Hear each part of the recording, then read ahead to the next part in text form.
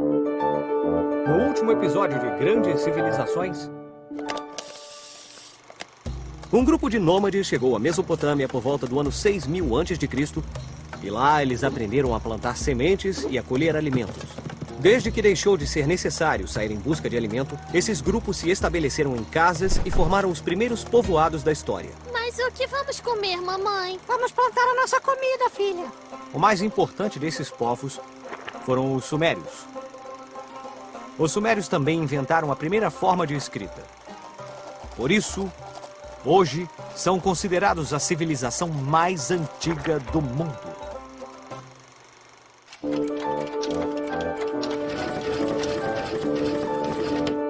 Grandes Civilizações.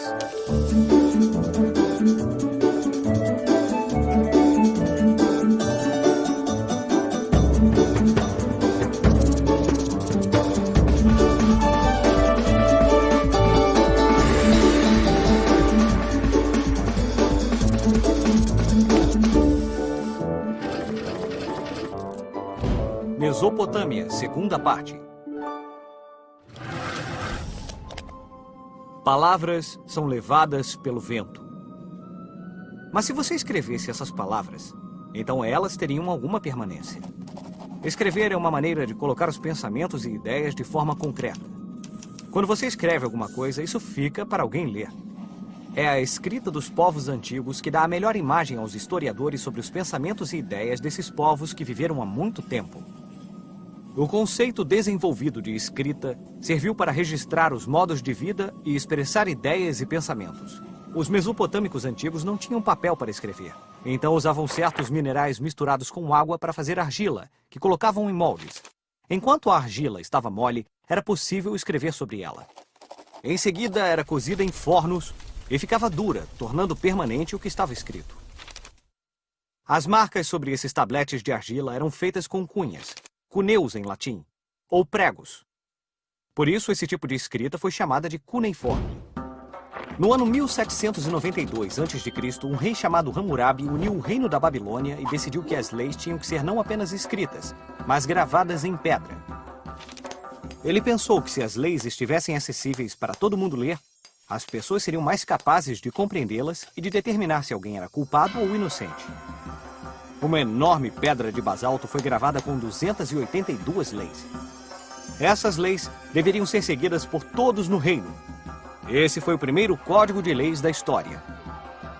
O princípio básico do código de Hammurabi foi uma tentativa de fazer tudo com justiça. Se uma pessoa prejudicasse alguém, ela seria punida com o mesmo crime que cometeu. Em outras palavras, olho por olho, dente por dente. Babilônia, cidade eterna. Além do tamanho, a Babilônia ultrapassa em esplendor qualquer cidade do mundo conhecida até hoje. Isso foi o que o grande viajante Heródoto de Halicarnasso disse em 450 a.C., quando chegou à Babilônia. Heródoto foi um grego que viveu no século V a.C. e é considerado o primeiro historiador do mundo. A antiga cidade de Babilônia foi o lar de uma das 7 maravilhas do mundo antigo. Vários jardins foram construídos nas paredes, de forma que pareciam estar flutuando no ar quando vistos de longe. Essa maravilha foi chamada de os Jardins Suspensos da Babilônia. A lenda diz que os maravilhosos jardins adornados com plantas exóticas foram construídos pelo grande rei Nabucodonosor II. Sim, eu fiz isso em homenagem à minha esposa, que queria lembranças das flores de sua infância.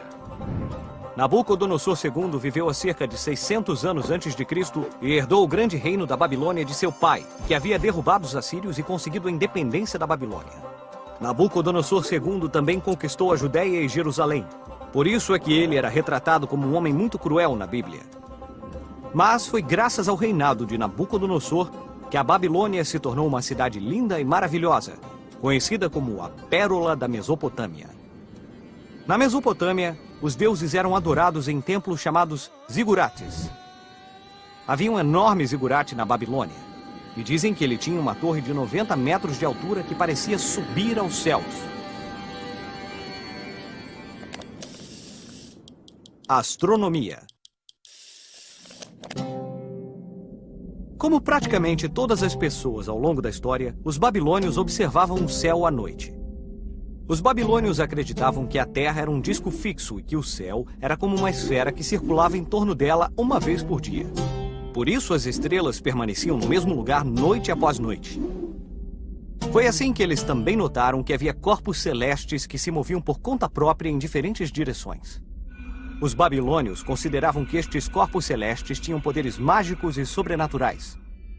Os padres dedicaram suas noites a estudá-los e deram a eles nomes que hoje conhecemos: Marte, Mercúrio, Júpiter, Vênus e Saturno. Hoje sabemos que esses corpos celestes em movimento são os planetas, e cada um se move independente das estrelas, pois giram em torno do Sol. Os babilônios acreditavam que esses 5 planetas eram deuses poderosos e que esses deuses controlavam o destino da humanidade. Os sacerdotes começaram a usar o movimento desses corpos para interpretar sorte ou azar. Usar esses movimentos para interpretar o mundo foi a forma como os babilônios inventaram o que hoje chamamos de astrologia. Alguma vez você já se perguntou por que há 7 dias na semana? Bom, foram os babilônios que organizaram a semana em 7 dias nomeados em muitas línguas, como esses 5 planetas, o Sol e a Lua. Em várias línguas até hoje, existe essa relação com os corpos celestes. Em inglês, segunda-feira, Monday, dia da Lua, sábado e domingo, Saturday, dia de Saturno, e Sunday, dia do Sol. A Epopeia de Gilgamesh. A mais antiga história escrita que conhecemos vem dessa época. Trata-se de um lendário herói chamado Gilgamesh. Filho de uma deusa e de um semideus, Gilgamesh foi um rei muito valente, bonito e que também achava que era invencível. Os deuses pensaram que esse rei era um pouco vaidoso e decidiram ensinar-lhe uma lição. Por isso criaram Enkidu, um poderoso rival. Gilgamesh e Enkidu disputavam batalhas épicas. Mas como nenhum conseguia vencer, decidiram que se fossem amigos teriam muito menos trabalho do que se lutassem. Esse foi o começo de uma grande amizade. Mas havia um desafio maior para Gilgamesh. Ele tinha uma grande admiradora chamada Ishtar, a deusa do amor. Mas ele resolveu ignorá-la. Os deuses não gostaram de ser ignorados e por isso decidiram puni-lo, matando Enkidu. Louco com o pesar pela morte de seu amigo, Gilgamesh decidiu tentar ser imortal. Sua busca o levou a um mar perigoso, em que a planta da eterna juventude podia ser encontrada.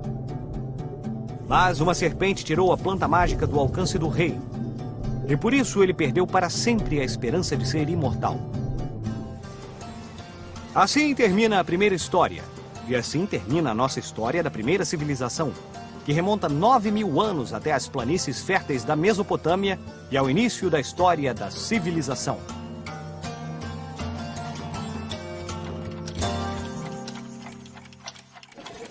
Vamos usar nossa bússola do tempo para descobrir mais sobre as pirâmides.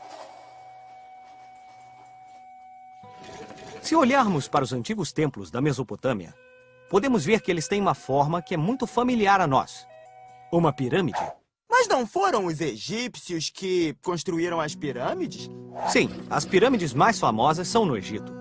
Mas muitas outras civilizações construíram templos com essa forma. Na verdade, muitas civilizações que não tinham absolutamente nenhum contato umas com as outras, em vários cantos do mundo e em diferentes momentos, construíam todos os seus templos em forma de pirâmides. Nós já vimos os zigurates da antiga Mesopotâmia. Esses templos foram construídos há cerca de 5.000 anos. No mesmo momento em que as grandes pirâmides estavam sendo construídas no Egito, os mesopotâmicos também foram construindo seus magníficos templos zigurates. Cerca de 2.600 anos depois, do outro lado do globo, uma civilização que nunca tinha estado em contato com o Egito ou com a Mesopotâmia estava construindo os próprios templos em forma de pirâmide. A civilização Maia. Assim como os zigurates da Mesopotâmia, os templos maias eram utilizados pelos sacerdotes para honrar seus deuses em cerimônias religiosas. E na América Central, por volta do ano 150 d.C., os membros de uma civilização chamada Teotihuacan iniciaram a construção da impressionante Pirâmide do Sol. Eles não usavam blocos de pedra como os egípcios, mas montes de terra cobertos de pedaços de lava petrificada. 50 anos mais tarde, os Teotihuacan completaram uma pirâmide medindo quase 64 metros de altura e com 365 degraus, um para cada dia do ano. 1.200 anos mais tarde, os astecas continuaram essa tradição na Mesoamérica. Na lendária cidade de Tenochtitlan, foram construídos 25 templos que imitavam as montanhas para chegar ao céu. Essas pirâmides provocavam medo e respeito, e às vezes cerimônias envolvendo sacrifícios humanos eram realizadas em altares de pedra no topo dessas pirâmides.